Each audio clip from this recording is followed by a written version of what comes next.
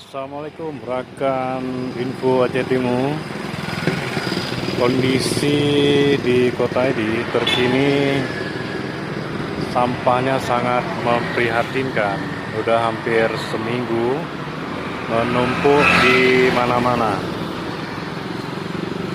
Mohon perhatian dari dinas terkait LH untuk bisa membersihkannya.